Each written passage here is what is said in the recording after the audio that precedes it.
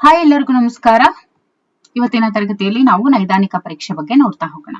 ನೈದಾನಿಕ ಪರೀಕ್ಷೆ ಅಂತ ಅಂದ್ರೆ ಈ ಪರೀಕ್ಷೆಯನ್ನ ದೋಷ ವಿಧಾನ, ರೋಗವನ್ನ ಪತ್ತೆ ಹಚ್ಚುವ ಸಾಧನ ಅಂತ ಹೇಳಿ ಕರೀತಾರೆ. ದೋಷ ವಿಧಾನ, ನೈದಾನಿಕ ಪರೀಕ್ಷೆ ಅಂದ್ರೆ ದೋಷ ವಿಧಾನ, ರೋಗ ಪತ್ತೆ ಹಚ್ಚುವ ಸಾಧನ ಅಂತ ಹೇಳಿ ಕೂಡ ಕರೀತಾರೆ.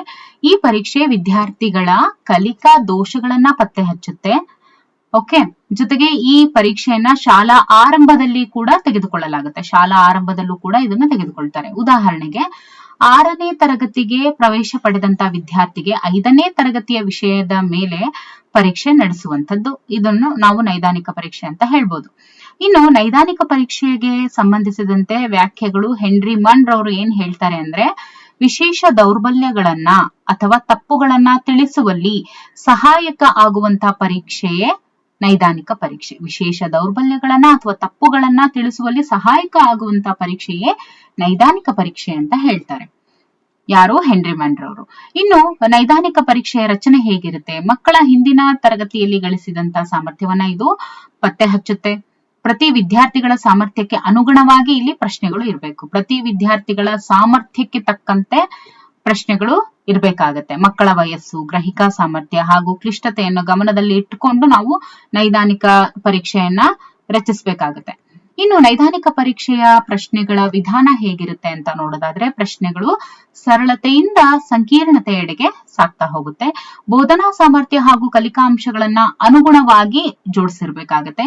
ಪ್ರತಿಯೊಂದು ಅಂಶಕ್ಕೆ 3 ಅಥವಾ 4 ಅಂಶಗಳನ್ನ ಪ್ರಶ್ನೆಗಳ ಇರಬೇಕಾಗತ್ತೆ. ಪ್ರತಿಯೊಂದು ಅಂಶಕ್ಕೆ 3 ಅಥವಾ 4 ಅಂಶಗಳ ಅಂದ್ರೆ ಪ್ರತಿಯೊಂದು ಅಂಶಕ್ಕೆ 3 ಅಥವಾ 4 ಅಂಶಗಳನ್ನ ಒಳಗೊಂಡಿರುವಂತಹ ಪ್ರಶ್ನೆಗಳು ಇರಬೇಕಾಗುತ್ತೆ. ಇನ್ನು 20ರಿಂದ 25 ಪ್ರಶ್ನೆಗಳಿರುವಂತೆ ಪ್ರಶ್ನೆ ಪತ್ರಿಕೆಯನ್ನ ತಯಾರಿಸಬೇಕಂದ್ರೆ, ಒಂದು ಪ್ರಶ್ನೆ ಪತ್ರಿಕೆ ಕೊಡ್ತೀವಿ ಅಂತ ಅಂದ್ರೆ ಅದ್ರಲ್ಲಿ ಏನಿಲ್ಲ ಅಂದ್ರೂ 1ರಿಂದ 25 ಪ್ರಶ್ನೆ ಇದ್ರೆ ಸಾಕು, ಅಥವಾ 1ರಿಂದ 20ರವರೆಗೂ ಇರಬೇಕು.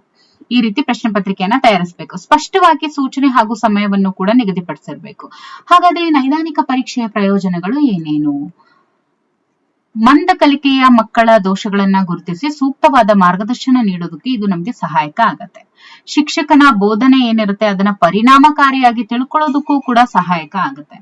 ವಿದ್ಯಾರ್ಥಿಗಳಿಗೆ ಪರಿಹಾರ ಬೋಧನೆ ಹಾಕಿಕೊಳ್ಳೋದಕ್ಕೆ ಸಹಾಯಕ ಆಗುತ್ತೆ ಈ ಒಂದು ನೈದಾನಿಕ ಪರೀಕ್ಷೆ. ಜೊತೆಗೆ ಶಿಕ್ಷಕರ ಬೋಧನೆ ಹಾಗೂ ಶಿಕ್ಷಣ ಅಂದ್ರೆ ಎಷ್ಟರ ಮಟ್ಟಿಗೆ ಶಿಕ್ಷಣ ಕ್ವಾಲಿಟಿಯನ್ನ ಹೊಂದಿದೆ ಅನ್ನುವಂಥದ್ದನ್ನ ನಿರ್ಧಾರ ಮಾಡೋದಕ್ಕೂ ಕೂಡ ಸಹಾಯಕ ಆಗುತ್ತೆ. ಅಂದ್ರೆ ಶಿಕ್ಷಕರ ಬೋಧನೆ ಹಾಗೂ ಶಿಕ್ಷಣದ ಗುಣಮಟ್ಟವನ್ನ ನಿರ್ಧಾರ ಮಾಡೋದಕ್ಕೂ ಕೂಡ ಇದು ಸಹಾಯಕ ಆಗುತ್ತೆ. ಹಾಗಾದ್ರೆ ನೈದಾನಿಕ ಪರೀಕ್ಷೆಯ ಹಂತಗಳು ಯಾವ್ಯಾವು ಅಂತ ನೋಡಿದಾಗ, ಕಲಿಕಾ ದೋಷಗಳನ್ನ ಹೊಂದಿರುವಂತಹ ವಿದ್ಯಾರ್ಥಿಗಳನ್ನ ಮೊದಲನೇದಾಗಿ ಗುರುತಿಸ್ಬೇಕು ನಾವು. ಓಕೆ, ಅದು ಫಸ್ಟ್ ಸ್ಟೆಪ್. ಆಮೇಲೆ ವಿದ್ಯಾರ್ಥಿಗಳಲ್ಲಿ ಇರುವಂತ ವೈಯಕ್ತಿಕ ದೋಷವನ್ನ ಗುರುತಿಸ್ಬೇಕು. ಫಸ್ಟ್ ಕಲಿಕಾ ದೋಷಗಳನ್ನ ಒಳಗೊಂಡಿರ್ತಾರಲ್ವಾ ಅಂತವ್ರನ್ನ ಗುರುತಿಸ್ಬೇಕು. ಆಮೇಲೆ ವೈಯಕ್ತಿಕ ದೋಷವನ್ನ ಒಳಗೊಂಡಿರ್ತಾವ್ರಲ್ವಾ ಅವ್ರನ್ನ ನಾವು ಗುರುತಿಸ್ಬೇಕು. ಆಮೇಲೆ ವಿದ್ಯಾರ್ಥಿಗಳಲ್ಲಿ ತಪ್ಪುಗಳು ಯಾಕೆ ಉಂಟಾಗ್ತಾ ಇದೆ ಅನ್ನೋದನ್ನ ಕಂಡು ಹಿಡಿಬೇಕು.